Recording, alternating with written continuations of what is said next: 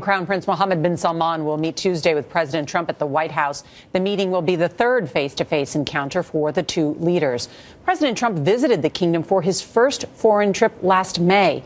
He was accompanied by his senior advisor and son-in-law, Jared Kushner.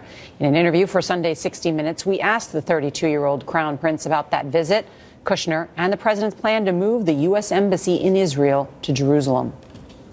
The White House chose Saudi Arabia for President Trump's first visit as president, and you rolled out the red carpet for him. What's your relationship like with President Trump? President Trump is the elected U.S. president, and the Saudi-American relations are historic, going back nearly 80 years.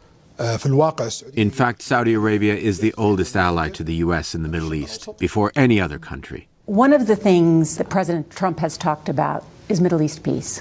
He has his son-in-law, Jared Kushner, working on that. That's part of his portfolio. I know that you've met with him. Have you discussed Middle East peace with him? That's right. Jared is assigned this portfolio by the White House. Our duty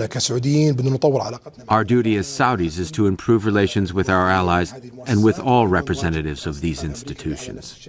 Does President Trump's decision to move the American embassy to Jerusalem help or hurt the peace process? We try to focus on the efforts that promote peace for all. We do not try to focus on anything that might create tension. It is my nature always to be positive.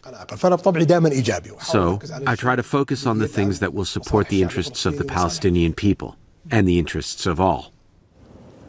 There's no doubt this has been an incredibly close relationship. Remember when President Trump went there, along with Jared Kushner, they announced a $100 billion arms deal that has yet to fully materialize.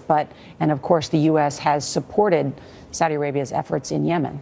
And he speaks English, but he chose not to speak English in the interview with you. Yeah, I mean, especially when talking about policy, he wants to speak in his native tongue. He does speak English, but I think he's more comfortable in Arabic, yeah. And that visit to Saudi Arabia